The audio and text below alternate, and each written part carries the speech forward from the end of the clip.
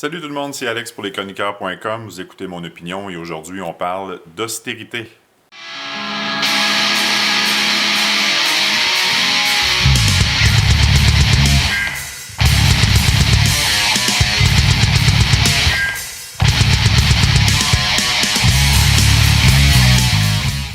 Bon, aujourd'hui on voit dans les médias, on parle beaucoup du front commun syndical.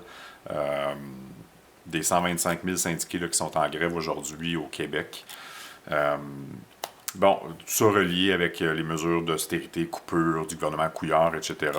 La question aujourd'hui, c'est pas de savoir si on est d'accord ou non avec les syndiqués. Je pense qu'eux ont le droit de s'exprimer.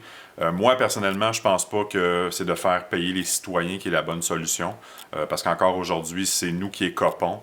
Comme avec les journées de grève des enseignants dans les écoles, etc. C'est toujours le payeur de taxes moyen qui écope le plus. Le gouvernement, pour eux autres, c'est probablement plus des économies de salaire qu'autre chose. Donc, c'est de l'argent qui était non prévu au budget qui s'engrange dans les coffres du gouvernement. Peu importe. Ceci étant dit, comme je disais, on peut être d'accord ou non avec eux. La question n'est pas là. La question est sur le fond de démocratie par rapport aux mesures d'austérité. Parce que quand le gouvernement Couillard a été élu, jamais dans leur programme électoral il y avait été question de coupures et de mesures d'austérité aussi imposantes, qui seraient imposées de gré ou de force aux citoyens du Québec, aux travailleurs syndiqués ou pas, là, parce que je veux dire, tout le monde est touché d'une manière ou d'une autre. Je pense pas que le gouvernement libéral québécois là, aurait été élu si ils avaient été honnêtes pendant la campagne électorale et avaient spécifié en détail quelles auraient été les mesures d'austérité qu'ils avaient voulu mettre, qu'ils auraient voulu mettre en place pendant leur mandat.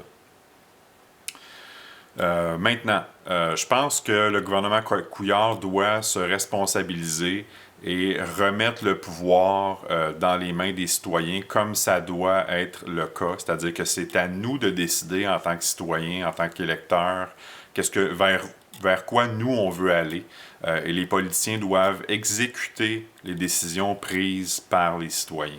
Ça, c'est de la vraie démocratie, M. Couillard. C'est pas de se faire élire une fois, puis après ça, de faire ce qu'on veut pendant 4 ans. L'objectif de la démocratie, c'est de donner le pouvoir décisionnel aux citoyens. Donc, c'est à nous, en tant que citoyens, de prendre la décision. Est-ce que oui ou non, nous voulons aller vers l'austérité, ou si on veut une austérité peut-être plus modérée, ou si on veut le statu quo par rapport à ce que c'était avant, avec les conséquences que ça aura, parce que ça sera à nous d'assumer ces conséquences-là, ça sera à nous de vivre avec ça, parce que ça aura été notre décision. Comment on peut fonctionner? Bien, je pense que la façon la plus simple, c'est vraiment d'y aller par référendum. Je pense que le gouvernement libéral doit prendre encore une fois ses responsabilités et demander à la population par référendum si oui ou non elle veut continuer dans les mesures d'austérité. Et si la population décide que oui, ben allons-y, continuons, ce sera la majorité qui aurait décidé. Si la population décide que non, ben à ce moment-là, on devra revoir les plans, malheureusement, du côté du gouvernement Couillard. Je pense qu'en tant que citoyen, on doit prendre nos responsabilités et se responsabiliser, c'est-à-dire participer plus activement à la démocratie, puis décider de notre avenir nous-mêmes. Parce qu'on peut pas continuellement se plaindre que la réalité nous représente pas ou représente pas nos désirs en tant que société si on s'implique pas démocratiquement parlant. Je pense que vraiment le problème sur plusieurs points réside là. C'est-à-dire que on vote une fois aux 4 ans, après ça, on regarde ce qui se passe, puis on chiale. Mais on ne s'implique pas, puis on ne participe pas. Je veux dire, aujourd'hui, avec l'arrivée des technologies comme l'Internet, faire des référendums serait assez facile.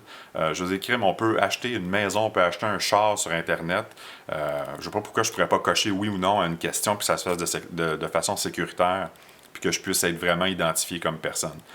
Je peux transférer 100 000 $ d'un de mes comptes de banque à un autre. Ça, c'est correct, mais je ne peux pas voter en ligne.